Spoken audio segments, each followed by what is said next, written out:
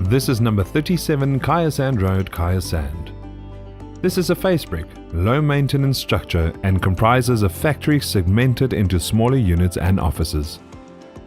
The building is rectangular in shape with a 1,267 square meter stand and has natural lighting. The GLA is plus minus 800 square meters with 150 amps 3-phase power and solid flooring. The structure is double volume with roller shutter doors on the left side. The entrance to the factory is also on the left side with storerooms, change rooms and a kitchenette on the ground floor. There are 5 air-conditioned offices and a kitchen, a mezzanine area plus minus 50 square meters, used for additional storage on the first floor, all of which are situated on the left side of the premises. An access-controlled entrance gate leads to the left side of the building, and the eaves are at least 10 meters high. Open parking bays are in front of the yard and is fully paved. A 100 kVA generator is included in the sale, and premises are secured by a palisade and electric fencing.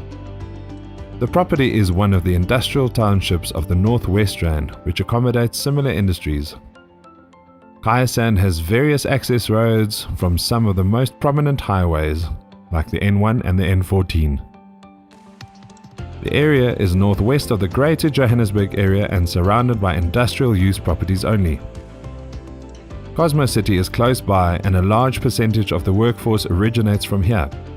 The immediate surrounding area is improved with small, medium and large industrial properties that are both owner and tenant occupied.